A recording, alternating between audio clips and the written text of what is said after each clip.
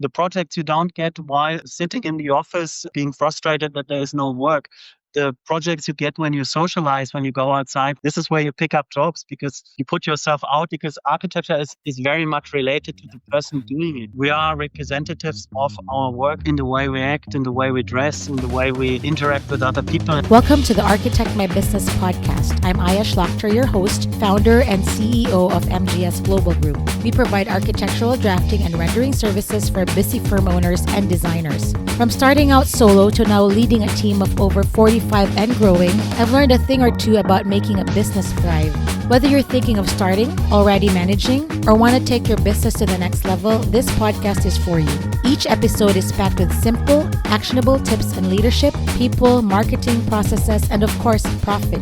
I keep things real. Like you, I've got no time for fluff. This podcast is brought to you by MGS Global Group. Now, let's get into this episode. Hi, everyone. Today on the show, we've got Marc Dufour-Feronce joining us. He's one of the founding partners of Rundzwei Architekten, a Berlin-based firm known for producing some truly amazing work. If you've seen their projects like the Corkscrew House or the Timber Hat, you'll know exactly what I mean. I've been following their work recently, and honestly, it's just really impressive. Their designs are super thoughtful, material-driven, sustainable, and just beautifully put together. So Marc's background is pretty amazing, and you can definitely see the kind of influence in how their studio approaches design. It's clear that everything they do is intentional, from how they use materials to how the buildings respond to their surroundings. Andreas Rig, Marc's co-founder, couldn't join us for this episode, but hopefully he'll be able to come soon. But in the meantime, I'm really excited to hear more from Marc about his journey, the business side of running a practice, and thinking behind their work. So Marc, thanks so much for being here. Well, thank you, Aya, for having me. Just a little correction. I was not working at Herzog de Meuron. This was my partner. Andreas, he worked at Herzog de Meuron. I worked at Acme and Lab Architecture in Dubai, and so a little mix-up.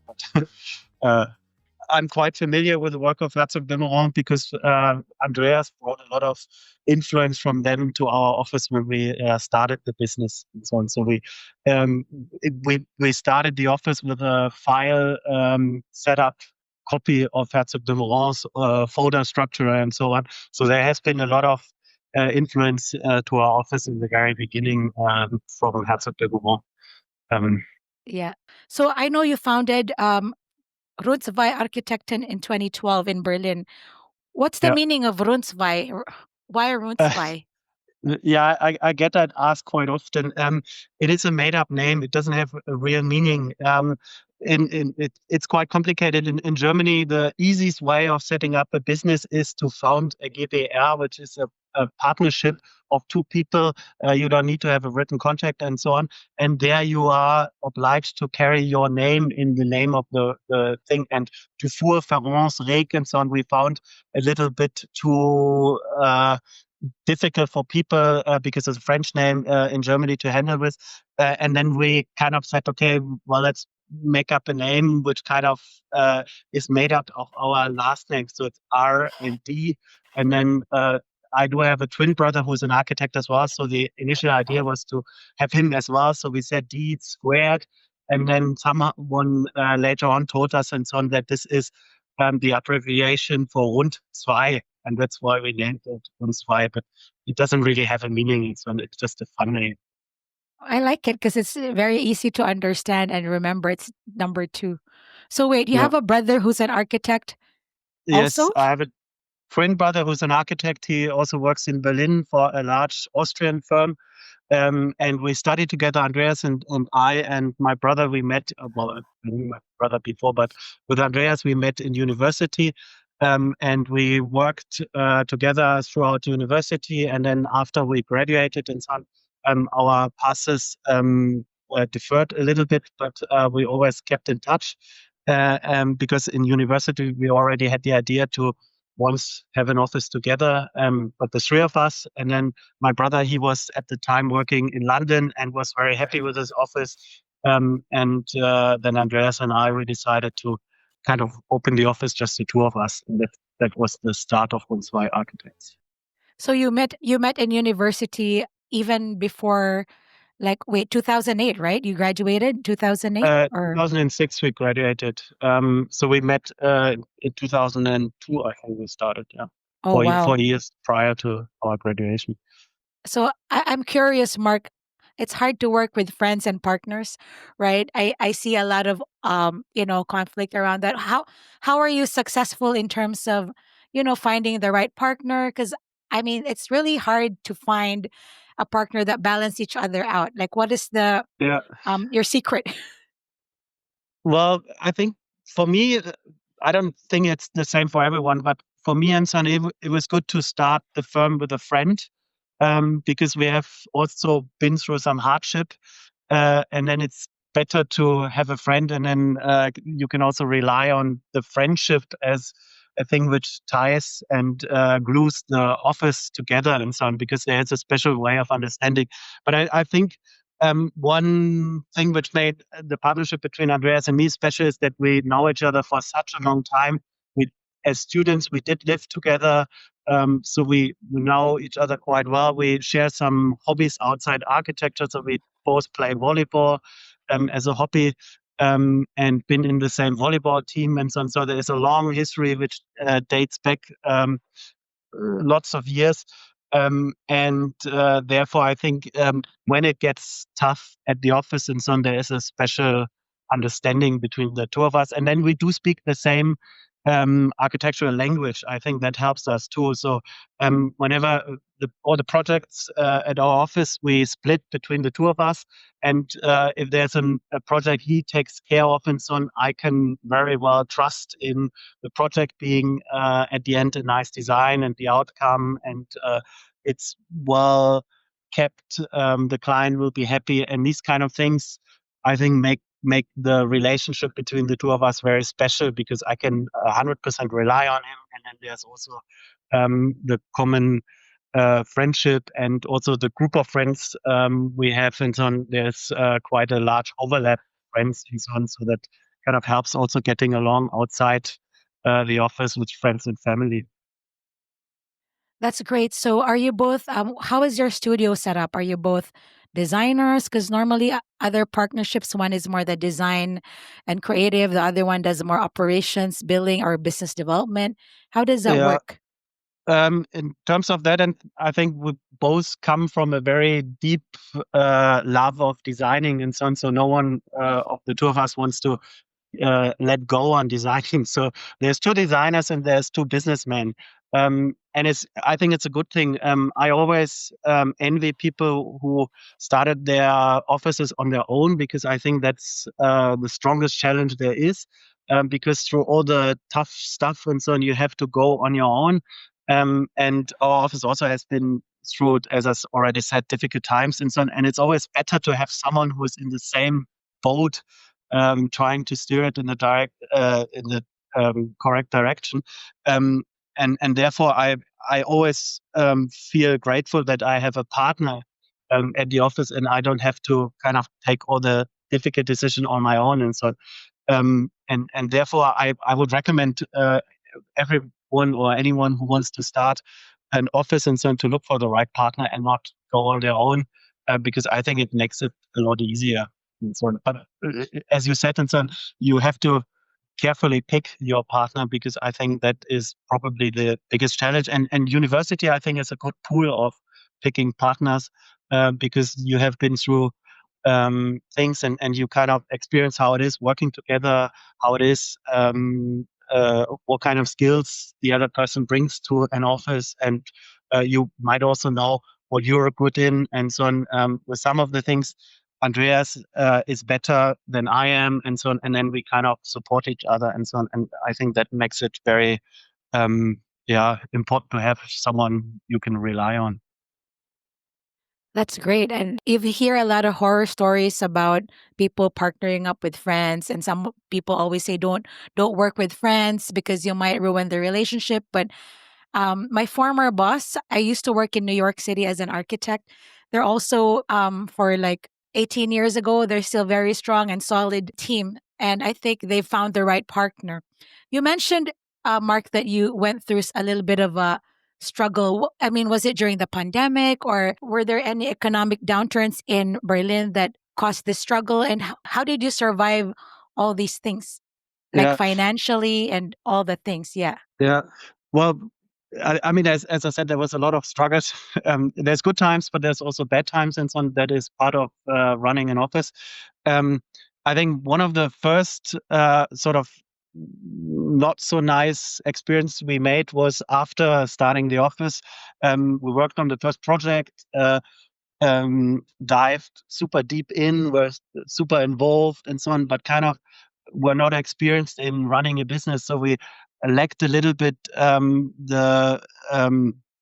the knowledge that while you are very busy, you already have to look for the next project to come. And so after doing the first project, which was a project where the client came from the family side of Andreas and so on, we experienced that the project was finished, and then we stood there without any work and so on, and we had bills to pay and so on. So I give the recommendation to people who want to start and so on, not to get too lost in design, but also kind of have an open eye for what is the next project and how you go in acquiring it and so on, which is not so easy. And as an architect or in architecture especially, takes a long time because you have to convince other people that you're the right person for the job.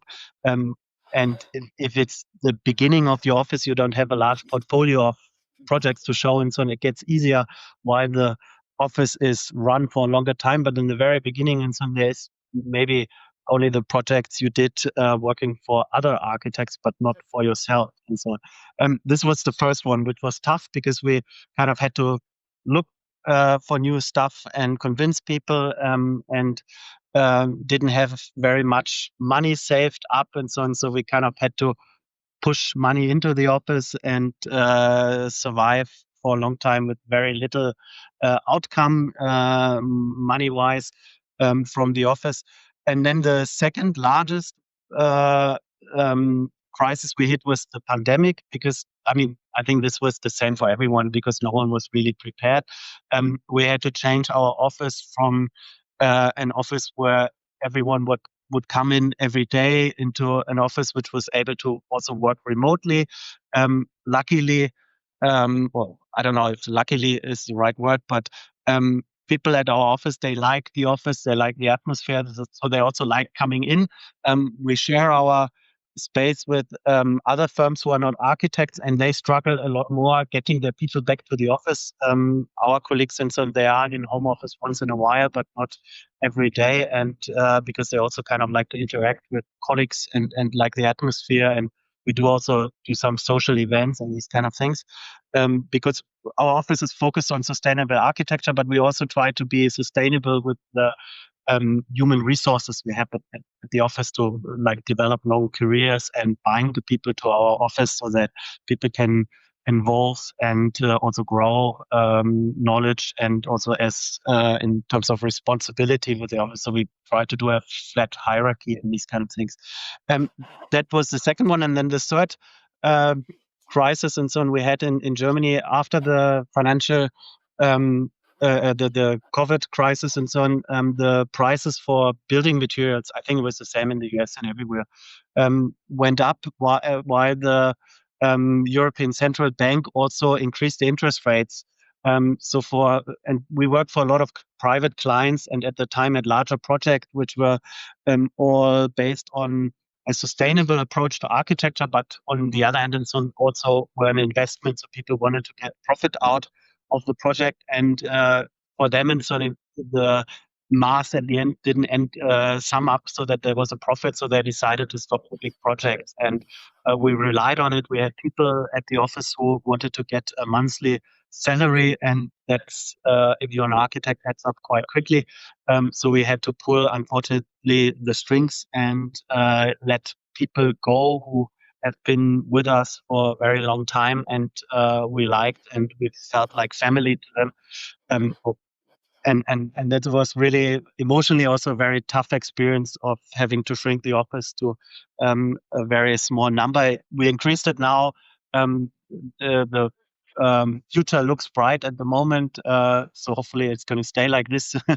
um, But architects, I think personally, they're quite reliable on the overall economical situation, and that makes it difficult because most of our colleagues and so on, from my experience and so on, they are um, and I think that's why the podcast is an interesting, um, you're running is an interesting medium because a lot of colleagues and so on, they are so focused on the design and so on that they are not running their businesses so that they are saving up money and so on. And we had to make the same experience in our careers as well.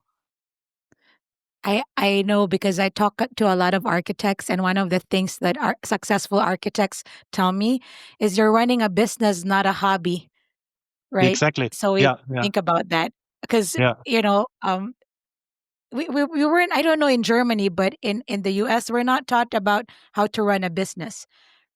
I mean, we don't have any business skills or finance, and I think that's really important.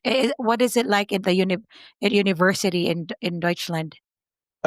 Well, there's different approaches according to the university all over Germany. I have studied at the Technical University of Berlin, and even within the Technical University of Berlin, you were able to kind of pick your path and go either into the more creative direction or learn the more technical things. But business was never taught there and so on because they said that's probably what young architects will pick up while they then starting their career inside an office and so on. But to be honest, it is something where most offices are not so transparent. You will, if you're a project manager and so on, you're told the hours you can spend on um, the project, or if the project is run feasible or not, and so on. These kind of information are often shared, but the actual hard facts, the money behind it, the offers, the whatever calculations of cost versus income and so on, they're not shared. And at our office, we try to be a bit more open. So if people are interested in some, we can tell them about the um, hard facts as well, because we think that if they understand that an office or how the office is run and so on, then they might understand that if the project brings in a large amount of money and so on, that large amount of money is actually not going straight into the director's pockets and so on. It's spent on materials we use, software, computers, human resources and so on. And then at the end and so on, it's a very thin line between profit and no profit on a project and so on. And every time while I was working as an architect for someone on a salary, not my own office and so on, I always question inside the project and so on, why didn't we do another iteration? Why didn't we push more for risky design and these kind of things? Once I had my own office, I kind of understood that you cannot, I don't know, deal with a client who is uncertain and is overwhelmed by the amount of iterations and is also then getting scared or whatever. And so that sometimes the client needs a clear pick, a clear direction of what is the best, what he should choose and so on. And that sometimes going too crazy and so on is overwhelming for the client and so on. And these kind of things is I think should, as an architect who's like super passionate about design and so on, sometimes are a little bit um, something which might frustrate you in the early days and so on. And then you get a better understanding of what client is the best for a risky design and so on. So what we do at the office is we try to pick projects where we kind of say we are daring, we are trying to push boundaries, and then there's some projects which are a bit more like the money cows projects where we are a bit more reserved and kind of try to kind of get at least the most out of it, but not to be too pushy for too extravagant designs and stuff which might be too scary for a client to kind of take and pay for it at the end. So you mentioned earlier that when you started, you had one project.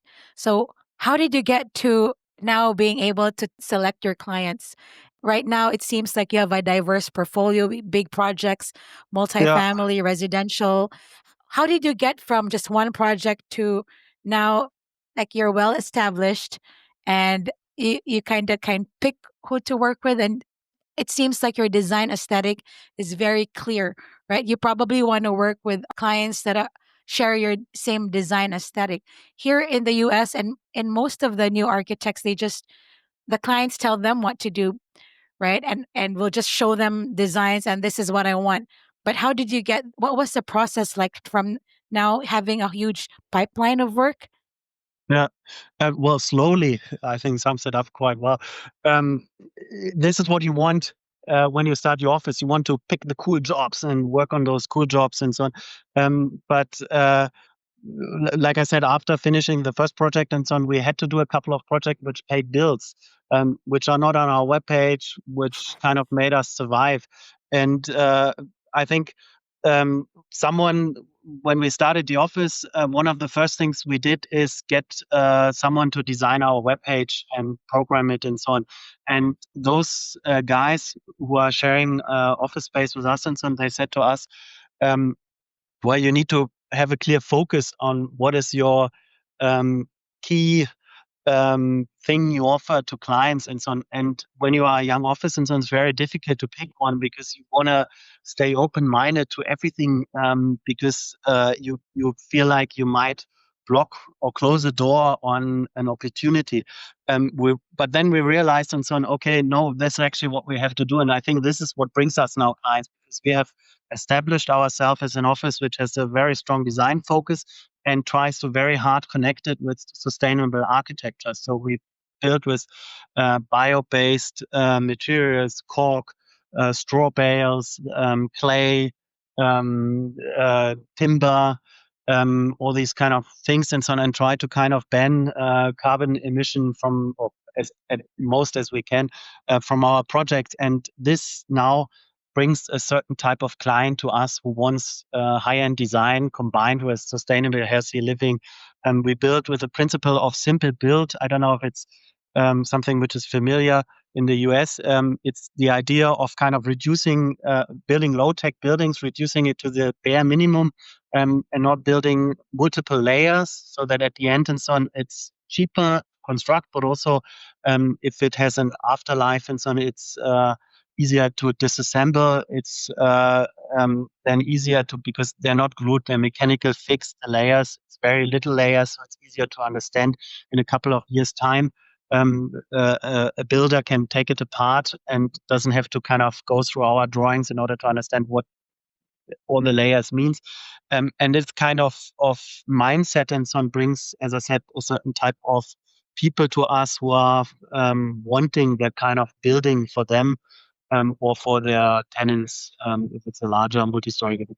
But then we also experience that sometimes and so on, you get clients by luck. For the Corkscrew House, for example, I took a train ride here in Germany from Frankfurt for another project back and to our office, and the German train operator at the time struggled a lot with operating the train, so the train was incredibly busy, and I lost my seat reservation and then were forced to kind of talk to people and ask them whether I can sit next to them. And there was a lady who had booked 2 seats and I asked her to give up 1 seat.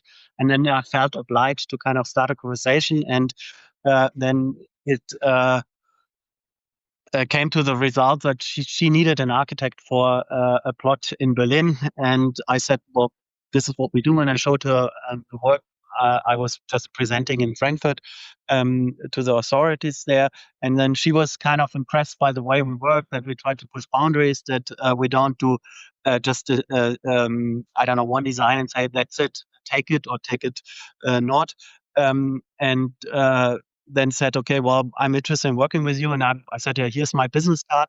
And I thought that she probably never called. And then eventually she did call, and we had the first meeting in order to discuss the design. And she said, words architect laugh. She said, like, well, I want to free up your creativity, so I'm not going to give you much information of what I want, and so on, just start.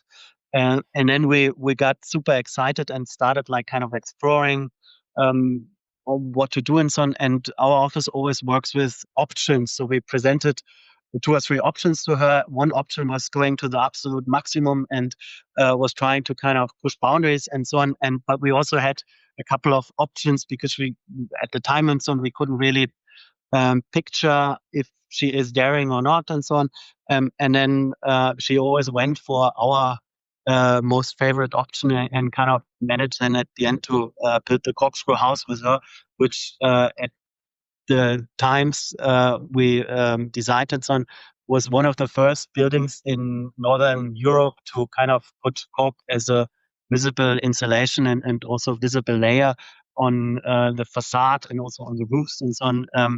And since now and so on is quite successful and has kind of become a role model for a role project for other cork buildings and is incredible material. So we've, in terms of that and so on, there was no connection to her. We didn't know her before and so on. It was just a meeting by chance. Can I share? I'm from the Philippines and I've been away from the Philippines for 30 years.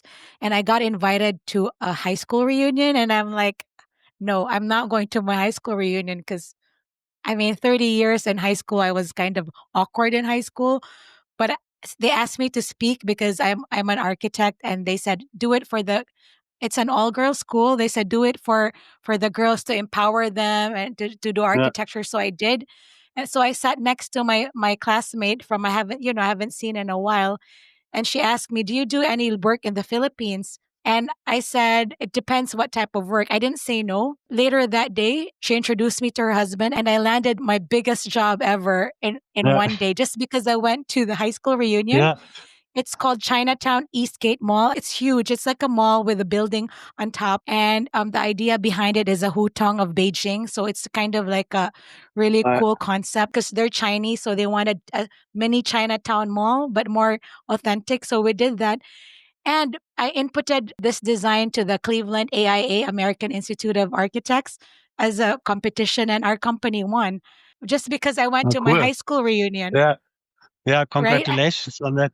Um, But I don't like to go to those things like that. That's important. Like I keep on telling my friends who are architects, go to the church event, go to the bowling event, go to the dog park. You never know when you meet your exactly. next client.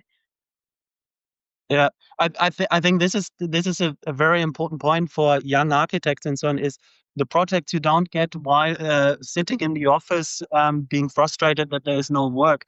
The projects you get when you socialize, when you go outside, when you do your sports, when you go to college reunions or high school reunions and so on. This is where you pick up jobs because you put yourself out. You say like, look, I think this is because architecture is very much related to the person doing it. And so is we are representatives of our work in the way we act, in the way we dress, in the way we interact with other people and so on. And because architecture is not a silent skill you do in a cupboard or in a dark room and so on, it's something where you are a communicator, where you are presenter of the work, where you have to convince people, where you have to kind of moderate builders working together of different backgrounds and these kind of things and so on. And that's also why it is very much related to the person working as an architect. And that's why I think um, uh, being an architect, having a web page and so on doesn't do the job entirely. And so it's you have to put yourself out and interact with people, meet people, and be very social to gain jobs. And so that's definitely the case. So you mentioned earlier that you had to let people go during COVID, and now you did you rehire some of the people that you had to let go, and how big We is your office now? we try to we try to hire them back, but the thing is that when we told them and so on, sorry, you will have to leave and lay them off and so on, we also told them, look, we are well connected in the Berlin architecture scene. We will try to help you find another job. So we recommended them to colleagues and so on. And obviously, we didn't recommend them to colleagues where it's terrible. We recommended them to colleagues where we like work where we know that the office atmosphere is nice, and some, and unfortunately they do like it there, so they were not willing to come back. Which I think, as an architect, a young architect in your career, it's also good to kind of get different experiences from different offices, because um, uh, things are done in different ways, and it's different type of clients, different sizes of project, but also different yeah way of running the offices, and it's good to get a broad overview and see how it's been done there and how it's been done at other practices and so on. So I think for them it's also important to kind of not stay with us for ever. And so I do like if people stay forever, and we have, as I said, support them to stay forever. But on the other hand, then I also understand when people leave us to kind of get different experiences, go abroad, learn how architecture has been done in other countries and so on. Because I mean, I did the same. I worked in Dubai and in London, and now I'm back in Germany, and I'm still drawing from the experience I had working abroad. You mentioned that you worked internationally for bigger firms, Dubai, London, and in Germany. So did you you worked with bigger companies, right? Did you learn from the bigger companies and how to operate your firm? What are the takeaways from that? Yeah, well, when I worked in Dubai for a larger firm, but I worked for the Dubai branch, which was just 4 people. So there was the background of a large firm and the setup of a large firm, but the actual office was only, as I said, 4 people, which was interesting because also of the time difference. The main office was in Melbourne, in Australian company, and we did project in the Middle East, which were running on a very fast pace. The project had to be finished yesterday, and we were able to kind of cope with that fast pace by working on them for 8 hours, then saving, and then going to sleep. And then the people in Australia picked up and continued working on it, on some of the projects, not at all of them. And this was kind of interesting because it was very fast evolving. But unfortunately, we never managed to build anything during that time because this was before the financial crisis in 2009. And at the time, and so on project were investments just by having a bigger design on it, and then were sold to the next client, and then the next client bought the plot plus the architect, and then had him redo or do a different type of building and so on. Which was as a young architect, just having graduated from university and so on, was very interesting because it was super fast and a lot of outcome. But for me, it always lacked a bit of realism and also the sustainable and kind of sensitive approach on it. And then I was forced to kind of leave the Dubai scene because the financial crisis hit. Went back to Germany for a little bit, tried to find a job here, but it was very hard in Berlin. And then I went to London to work for a company which just started a couple of years ago, so was like mid-size office, and so I was helping to kind of build up the office. Is quite big now. It's called Acme Space, and they have multiple offices in Madrid and in Australia now, and so on, and in Berlin as well, and it's fairly large. But I joined them when it was still a mid-size office, which was interesting because I could kind of also get involved in establishing the office and so on. And I think from that office, I probably drew the most in terms of structuring and how to deal with the client, because the Friedrich Ludwig, who is the director of ACME, he is German, and he is a very interesting person to learn with, and so on, and he influenced me as well quite a lot. And Andreas, he worked also at ACME Space, but we were working at different times. So when he left and joined Herzog Dimmerons, and I joined ACME, so but we knew the same people and so on, and the same way of working. So that is something we took in the very beginnings and so on, and the way of thinking of like trying to root the design in its local context and these kind of things we definitely took from working at other firms and so on. If you're running a growing architecture firm, you're probably not short on projects, you're short on people. Talent shortage is real. Finding and retaining skilled professionals takes time. Meanwhile, deadlines keep getting closer. And when you're balancing growth with quality, it gets harder to maintain your project standards as the work piles up. We are here to bridge the gap. We provide qualified architecture staff on demand so you can scale your delivery without compromising quality. That's what MGS Global Group does. Whether you're overwhelmed with construction documentation, need BIM support, or your internal systems just aren't built for this level of growth, our team plugs in seamlessly. Think of us as an extension of your in-house team without the long hiring process. And because we work across time zones, your projects keep moving even after your office closes for the day. If your timelines are starting to feel stretched and your team's at capacity, visit mgsglobalgroup.com. We can get started in 24 hours. We're here to help you scale smarter and deliver faster with quality, consistency, and peace of mind.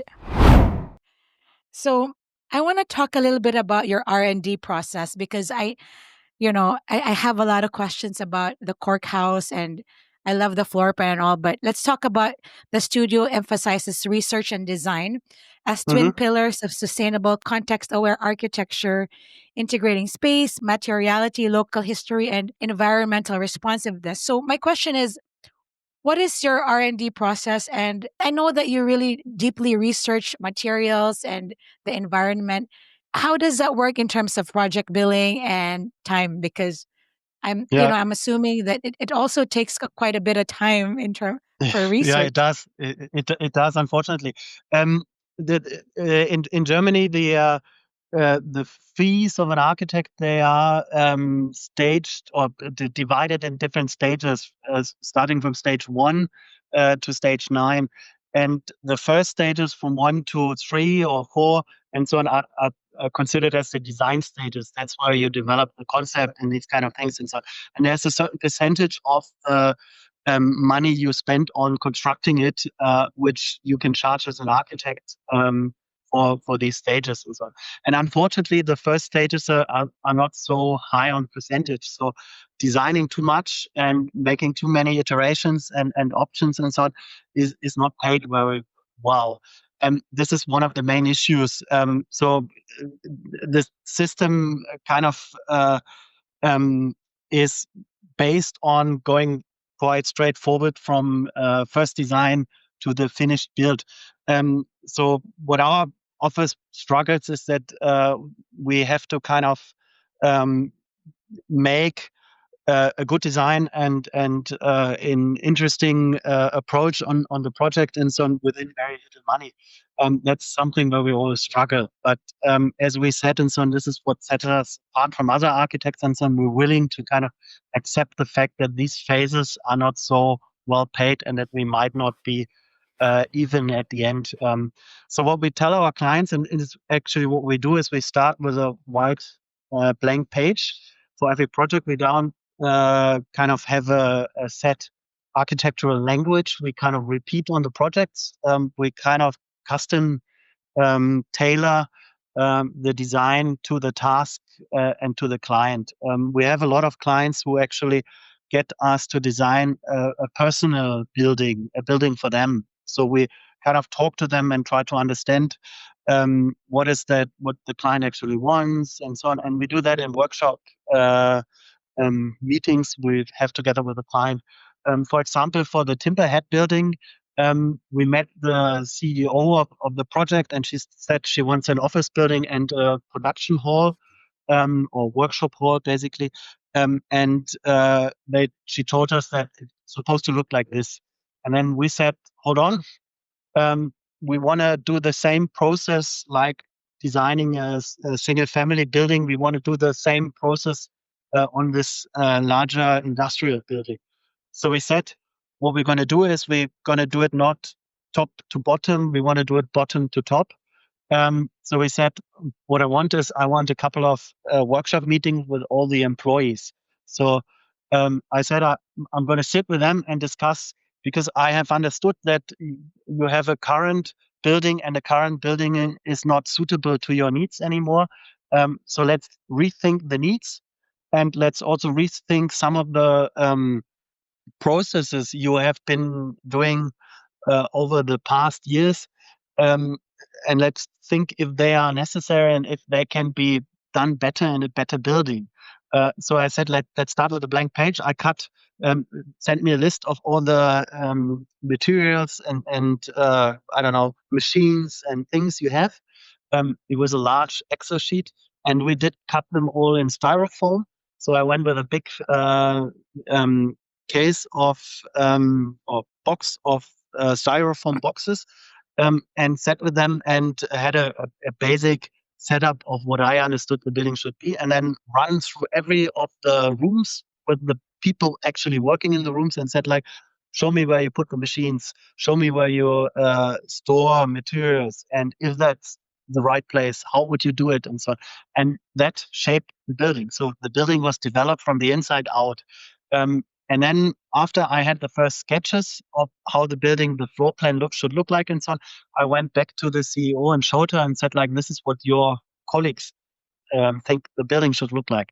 And then she said, okay, that's fine with me if that makes our operation better. And we came up with new rooms, we came up with new functions.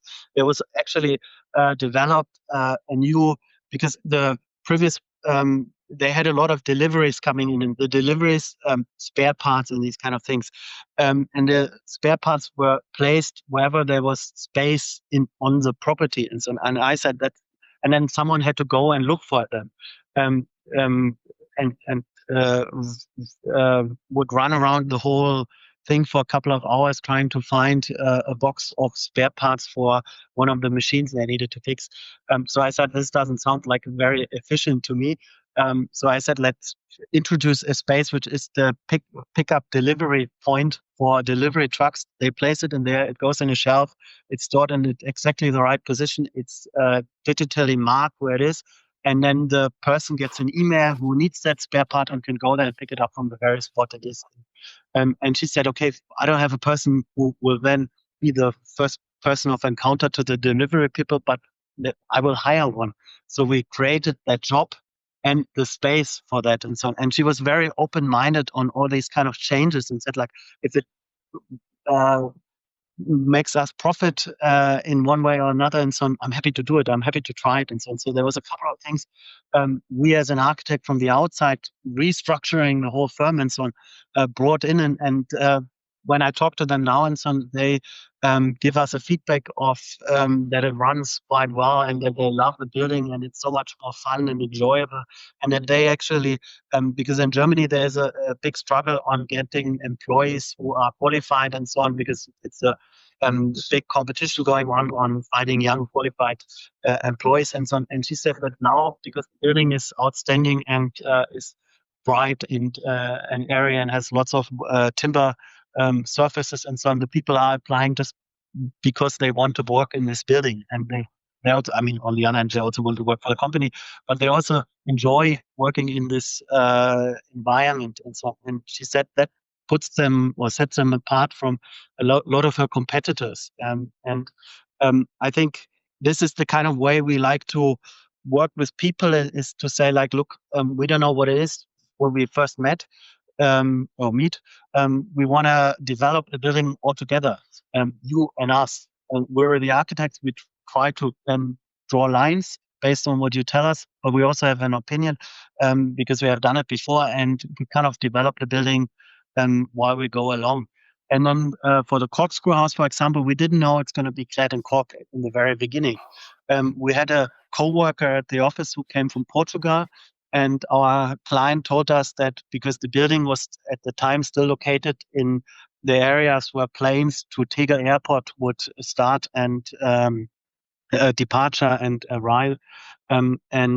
So she said, well, I need a surface of the building which is sound insulating, which helps me to kind of get away from the noise. And I would like to have a solid monolithic approach or appeal of the building. So if you have a material which can be clad the building and also on the roof, I would appreciate. And then we started kind of researching this research and design. We looked into local materials, we looked into sustainable materials, we looked into this what is truly the embodiment of the material required and so on. And then the colleague from Portugal, she suggested, and so how about cork? And then we said, well, we have never heard about cork as a cladding material. And then we started going to Portugal, look into how it's manufactured. We were invited to a big conference on cork by the Portuguese manufacturer, and then came back super amazed about the opportunities this material brings by natural materials, which is sound insulating, is an insulation material as well, can be um, exposed to the weather conditions here in Germany without any, I don't know, paint or vanish or anything and so on. And it's mechanical fixed directly on the facade, and it's just left like this and has no chemicals in it. Is produced only by applying pressure and heat to it, and is a very thoughtful process. No tree is harmed, no tree is cut.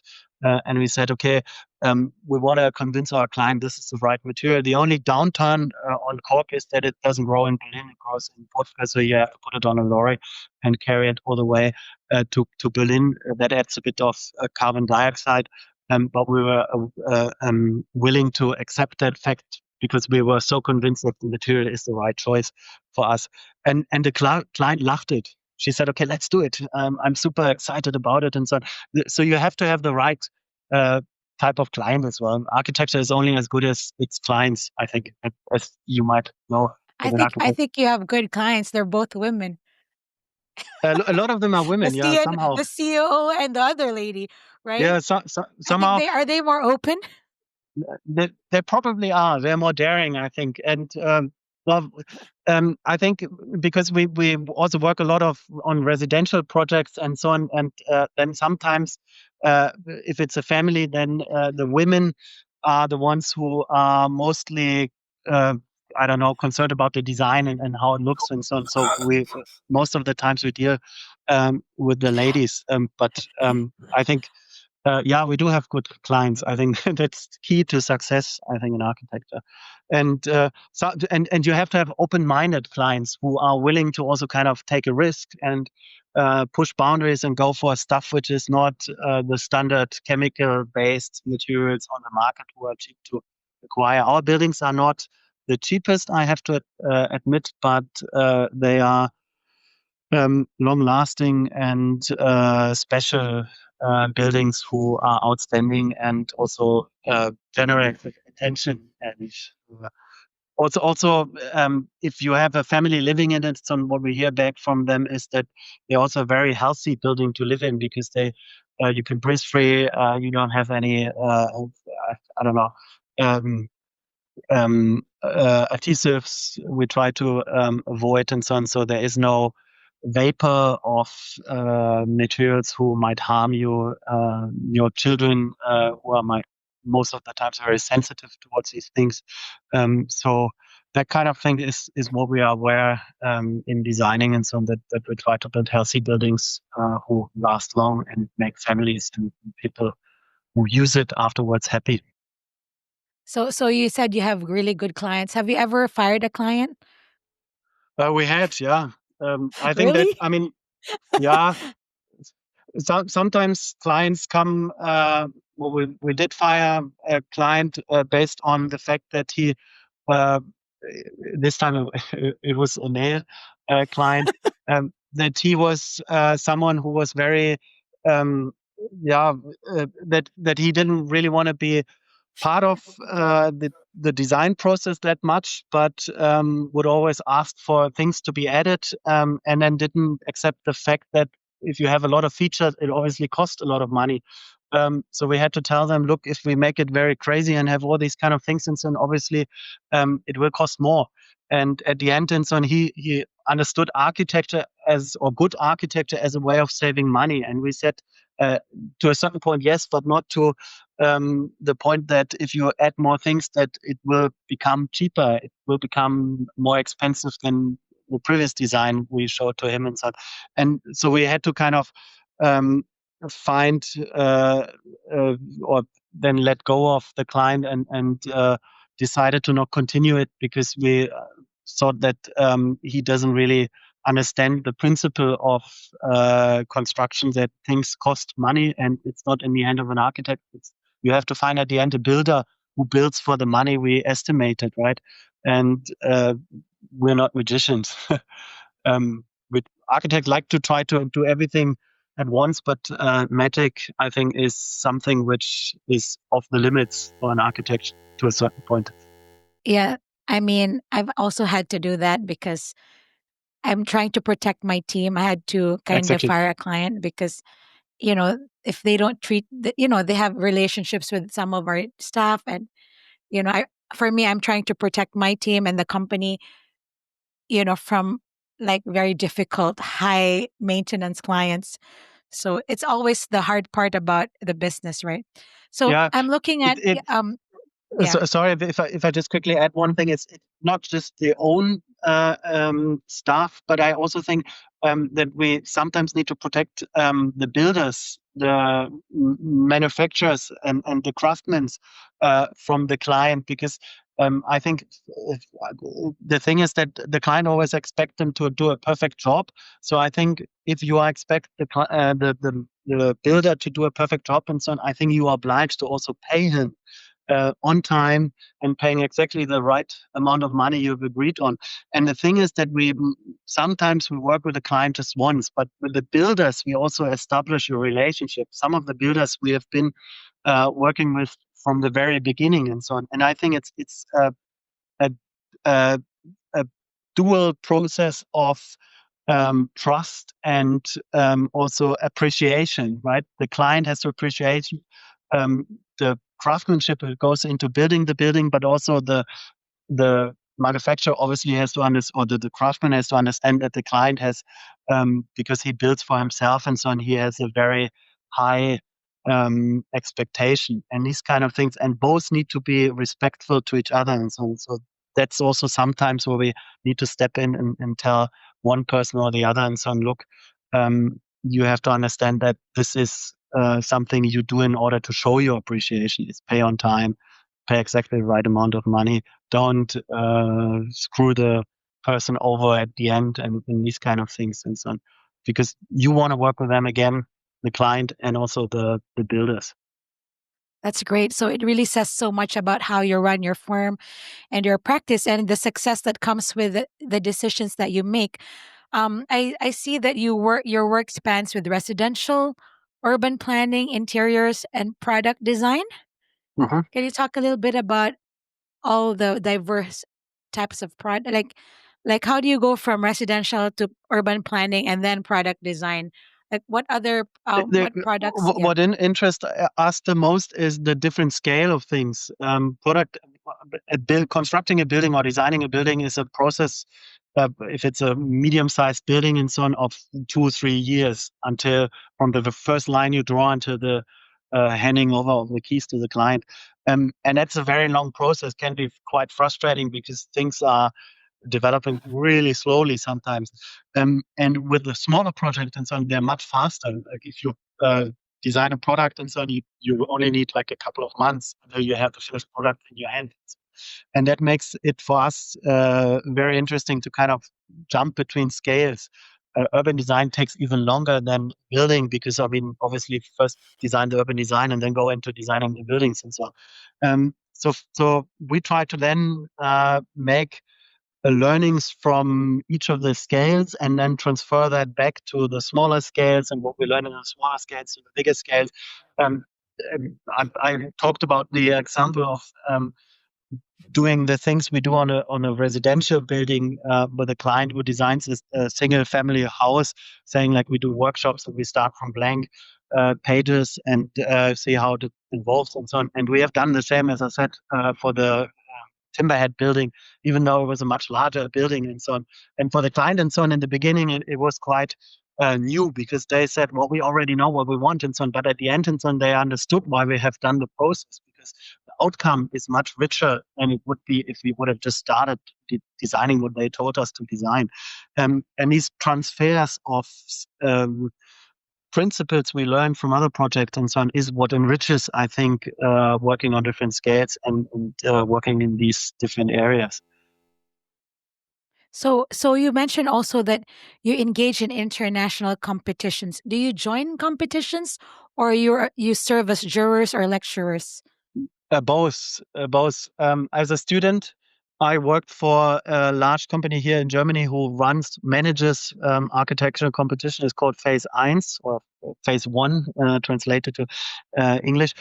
So they are in Germany, and they have also done quite big international competitions in Abu Dhabi, in the Ukraine, and everywhere. I and Andreas and my brother, we started working there as students because it kind of got us a lot of designs, big designs from big firms all over the world and so on, to see, to understand, to analyze. Because what we did is we kind of redraw their CAD drawings and calculated areas and made diagrams of how they're organized and so on. And then all these materials we created and so on were collected in a book, which was then given to the jury, and is an aid for the jury to process 50, 20, 300 designs in a very short, limited amount of time prior to the jury meeting, so that they can base a quality decision on which one is the winner of this competition and so on. And it's called an examination report.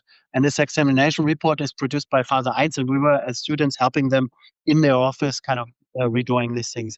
And that's how I first started, or we first started getting involved in these competition procedures. And then once I started working as an architect and had my own firm and so on, I now changed the world. So I'm not drawing drawings there anymore. I'm now the person who is the examiner. So I'm presenting, because the juries are held anonymously, so that you cannot have the author of the project present the project, because the jury is not supposed to know who is behind that work, because they should pick the best project and not the architect they like working with because it has a big name or whatever. So I have to kind of also look at the work, read all the texts they provided and the charts they provided with numbers and so on. And then I'm quite breaking that down to a little bit of bullet points they call findings. So things we found in the project, and that I'm standing in front of the jury before the jury starts discussing the project, and I present the projects of other architects in front of the jury without giving a criticism, just the basic facts of the thing. So that's what I'm still involved in, and it's quite interesting because it's very big projects, and you also get to learn a lot on the work other architects are doing for these very large projects and so on. That's what we do, but it's an external work. Andreas and I are then sometimes also part of juries, but smaller juries. Also with Father Heinz sometimes. And then we, as an office, also participate on competition, because we think that a competition is also a very good way of kind of trying to get into different fields of architecture. So we've just lately won a competition for a school extension and master plan project. We have never done a school project prior to that, and so on. We were able to get into the competition, and then we won it. Congratulations. Yeah, thank you very much. And now we are kind of working with a client on kind of getting step by step the master plan to be realized. And that's a very interesting challenge, because it's something where we can take the background we have from residential and industrial buildings and now apply it to school buildings. There's a lot of heritage protected buildings, so we do have also quite a large amount of experience on working on conversions or extensions of heritage protected buildings, because that's in Berlin also a major work area for architects. And then we do competitions in all of Germany, also abroad and so on. And it's also a fun task because the competitions are very quick design interventions, no contact to the client. So you're the client and the architect yourself. People at our office also enjoy that. It is time So consuming. yeah, There's, I was going to ask you that, Mark, like oh, sorry, from a sorry. Yeah. financial perspective, right? Is that part of your marketing expense? Like you have 10% to spend on like like marketing, like you call it it's like a marketing um Yeah, we do have a software. It's called Projo. It's a German-based software which helps us to look at the financial side of projects and so on. And when we look at the competitions in the software and so on, it's not something which makes us happy. You waste or you burn a lot of money. Um, we I'm curious, how many projects have you won versus lost, like in terms of competition? Yeah, we have way more lost on the lost side than on the winning side. And if we have won a project, then the project has never really happened from winning. Most of the project then have stopped because the client at the end didn't have the money or wasn't really willing to kind of go beyond the competition and so on. The competition side of our office is not the most successful story. There's other offices who are doing these kind of things way more successful than we do. We only do competition where we think that the task is interesting or that it helps us developing a new skill or where they want something super sustainable or these kind of things where it's setting or it's helping us to kind of also develop our work further and not just pure money project and so on. Yeah, but to be honest and so on, it's always something which is not very feasible at the end. And so, I heard stories of other architects who finance themselves from running competitions. I think this is something when you do architectural work which is a bit more daring and experimental and so on is very hard to do because you don't win so many competitions if you are pushing for a little more out of the box design. If you are doing box standard, then you're probably more likely to win more competitions than if you are So the kind. school that you won, when is it? Is it built already? No, we just won it in the beginning of the year.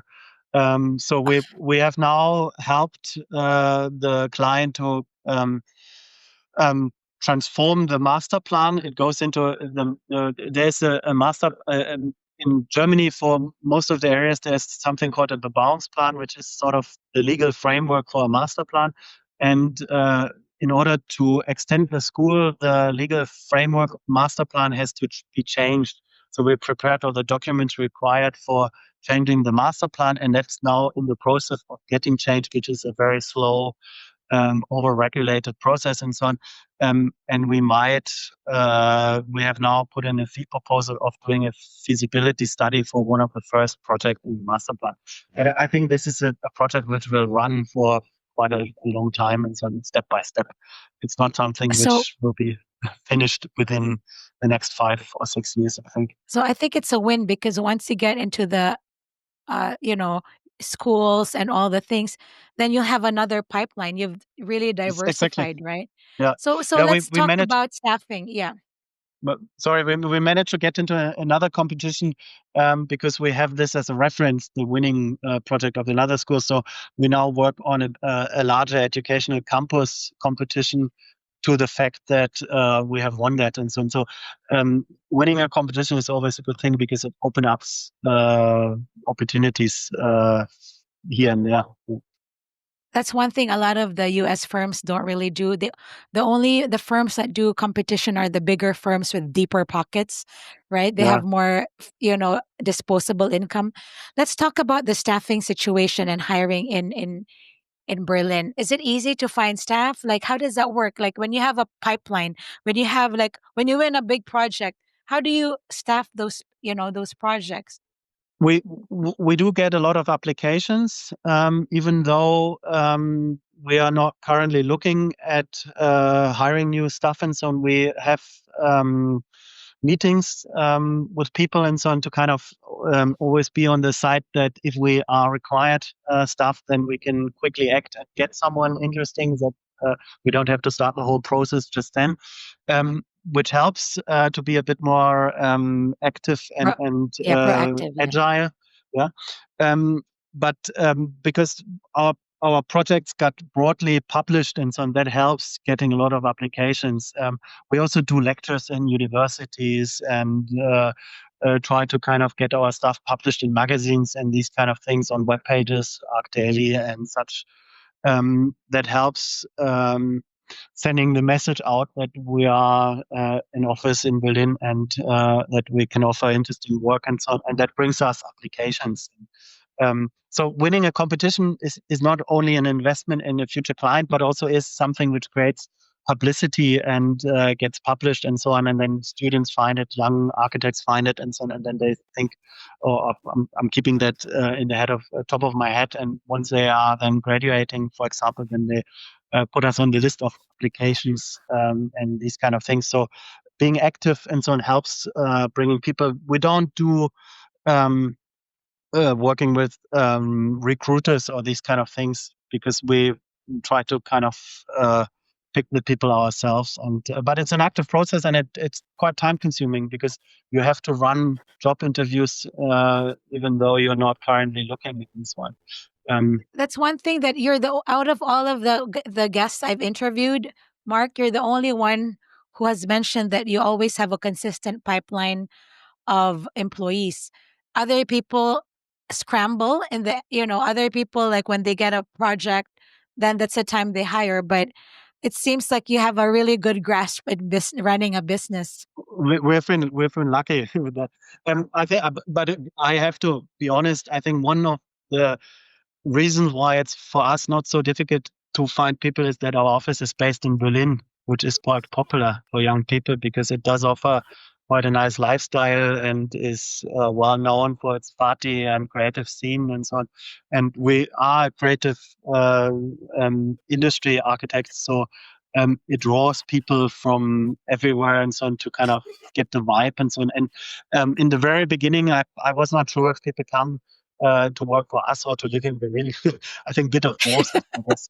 Um, I think it's way harder if you have your office in a place which is not as attractive, and the only thing you can attract with is the work you're offering and so on. I think a lot of people who work for our office and so on, we do have a lot of employees who are, well, now we do have also quite a couple of employees who are actually born and raised in Berlin, and Wow. who but in the very beginning and also a fair share of people are coming from other places like Poland and Italy and Spain and so on.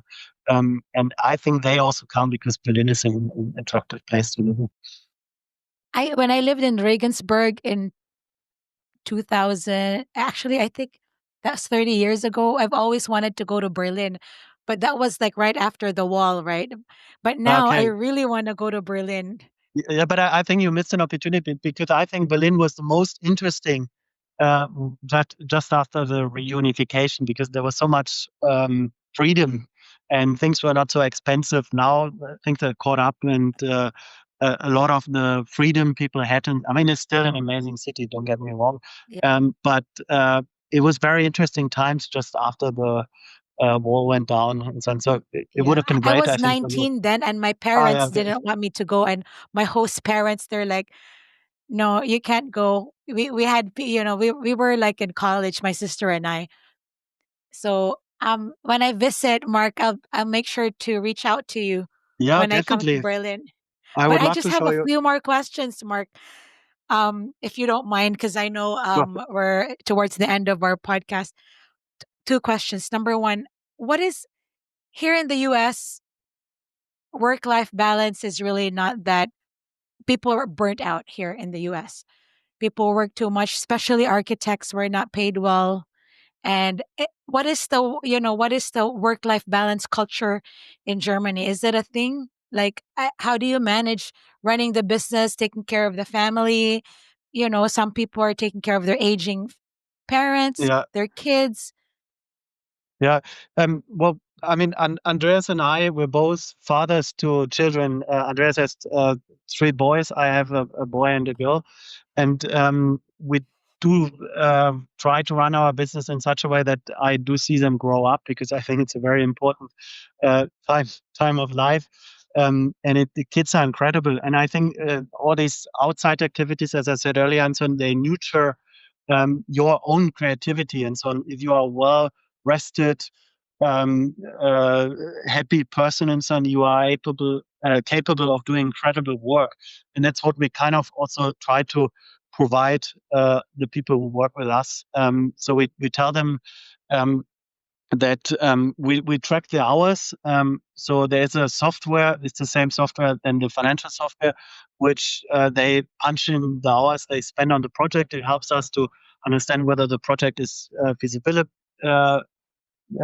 feasible or not, whether we have to ask for more money at the client and so on. But it also helps us to track if a person is burned out, or if the person has spent too much time on the project and so on. And we try to take measures by telling people you need to now go and rest, or you need to now.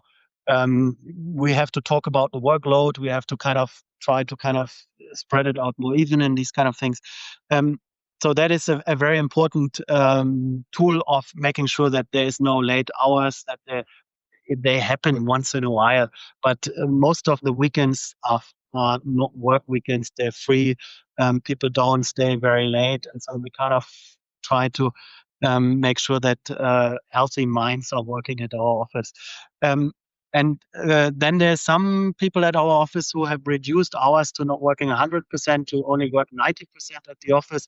So they get once in a while a Friday off. So they have a larger weekend. And we tell people, if you are capable of doing the work we want you to do, if you make sure that we deliver or the delivery is on time, and that they are done in the quality we expect things to work, we're happy to kind of reduce hours, and we're kind of happy to be flexible.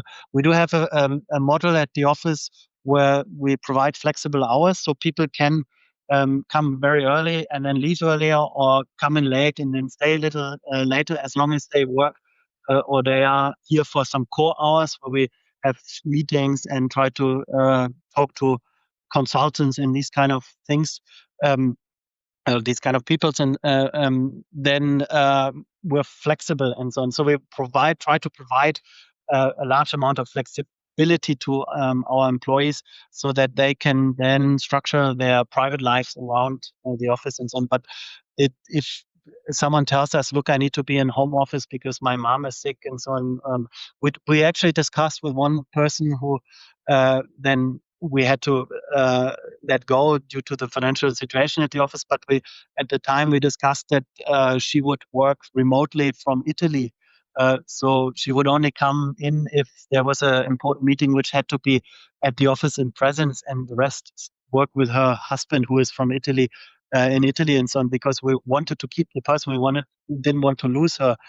So our office is willing to kind of um, create opportunities to kind of also make the people feel that the work can adapt to their private situations. If they have to take care of a person sick at the family or kids and so on, then we kind of try to find the right answer within the office structure, that it's possible.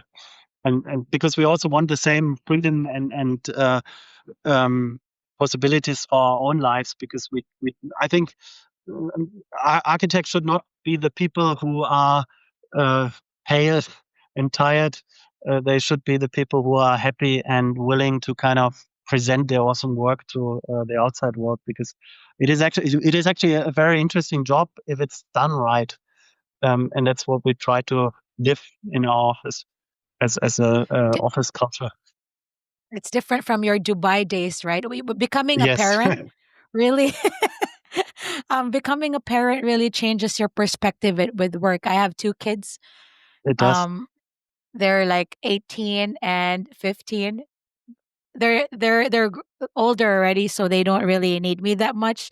So when I was starting the business, I spent like 50-50. I have 50% being a mom and 50% working. But now that they're older, it Yeah, you shifts, can right? shift it. Yeah, yeah. Yeah. My kids are 3 and 5. So Oh, they, wow. yeah. Well, my wife luckily also does a lot of children work, which then helps me to work as an architect full time. So she is very supportive in that manner. But on the other hand, she always obviously requests that she also gets my support, and it's something I really also do want to do because they are so adorable kids, and they are this is also what makes it, in my opinion, important to kind of do sustainable architecture, to think about the future, because you want to hand over to the next generation a world which is not in peer shape, but which is fixed and livable and enjoyable and so on. And I think when you have your own kids, you understand why you're doing all this work and so on, because you're not doing it for yourself, you're doing it for future generations. I think they're the ones to enjoy the shares of your work, so Yeah. to speak. Sounds amazing. It sounds like I need to work for you, Mark, Yeah, well, and move to Berlin.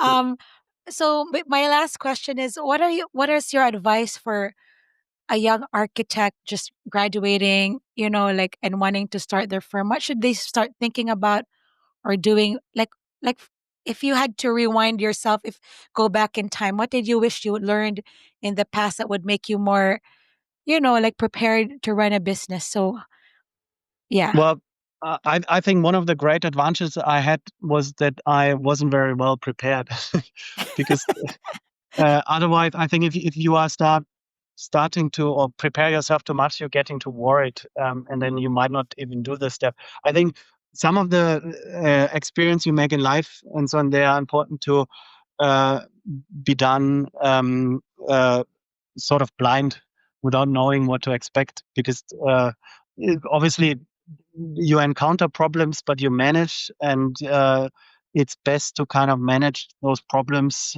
once they are at hand, and not like worry about them too much.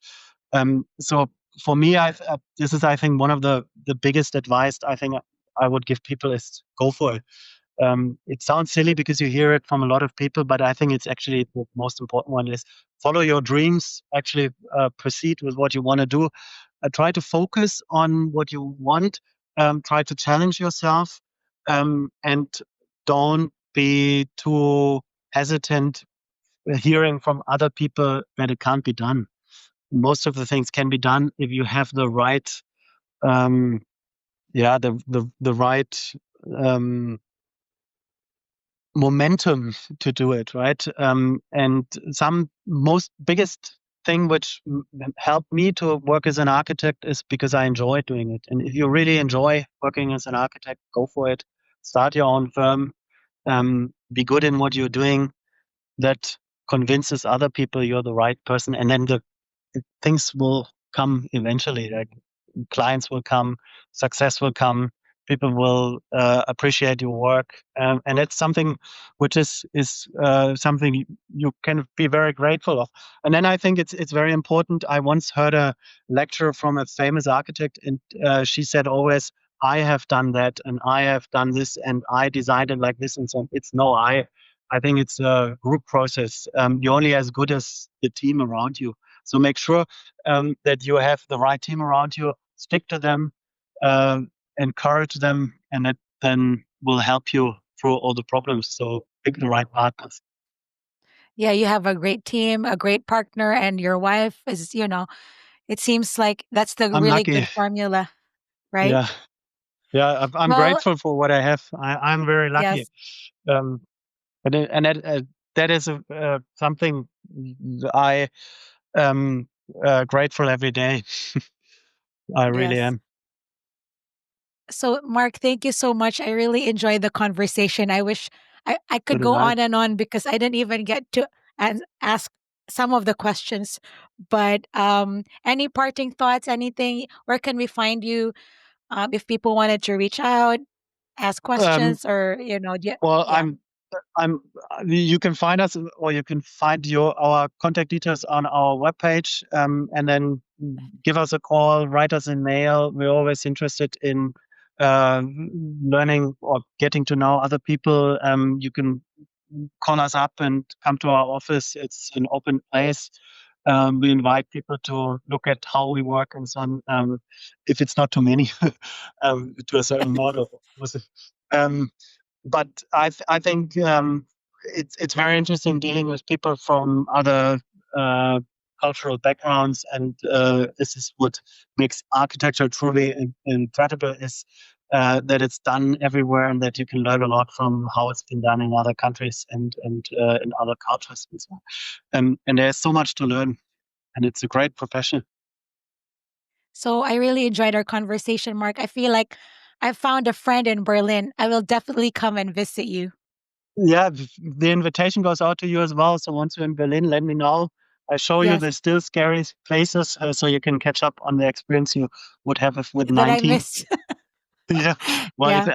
I'm much older now as well, so I don't know if I still go there. I With need to go to family, bed by 9. yeah, with No, just family and kidding. some things have changed also in Yeah. Yeah. well, the nightlife experience I Yeah. have, which is absolutely fine. Yeah, but I'm more than happy to show you around in Berlin. We can do a little tour through our project. I can show you what I That would be um, great.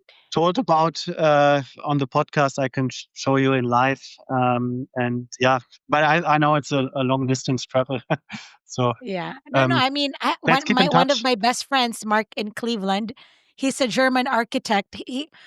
He's I'm from Cleveland, and he's a German architect from Berlin and London as well. And Okay. he owns his company called Evo Domus. They do sustainable housing in Cleveland. So prefab homes. Check them out, Evo Domus, and I will do. yeah, I will do that. Evo Domus, and he's based in Cleveland. And for me, like other people, when I went to Germany, like in when I was 19, people were like, "What are you doing in Germany?" I really enjoyed the culture and the people and the food and the beer Yeah. I and think the beer garden. I, I think what I hear is that Berlin is a bit an exception from the German culture because it's so mixed up. Yeah, We're not at Bavaria or Regensburg and so on is what most people consider typical German. Berlin is yeah, we were slightly in different. Regensburg in Bavaria. Yeah, Bavaria. Yeah, exactly. I mean, I enjoy Bavaria. It's nice, and I also do enjoy the food over there and so on. But Berlin is a different experience. It's very Yeah. international, and you go to a cafe or a bar, and people only speak English. Oh, So it's a very international.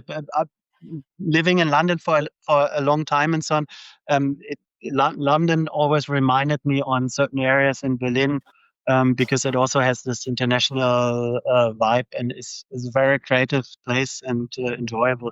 Um, and we, as architects here in Berlin, we try to keep it the way we try to build nice buildings so it still stays enjoyable. That's yeah. our approach. So Mark, vielen Dank. Did that say Yeah, that correctly? Or yeah, Dankeschön? you did. Um, bis später, which Bis right? Is später, yeah. that bis später? Like till Yeah, yeah, later? yeah, it's correct. Yeah, It's yeah. perfect German. Good pronunciation. Thank you so much for having me. I also really enjoyed the conversation, and I'm looking forward on listening to the podcast Yes, yes. myself. Thanks for your time. I know you're very busy, and all these little things. It was power packed with good information that architects all over the world can learn from. Right? Architects just want to plan and plan, but your suggestion was just do it.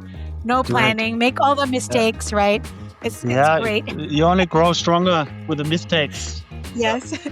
And congratulations, Mark, on all of the accolades and the competitions. I'll Thank you. definitely Thank follow you so you on much. LinkedIn and social. Yeah. All right. Let's Okay. stay in touch. I Yes. also enjoyed our chat. All right. Thank Bye you. bye. Bye.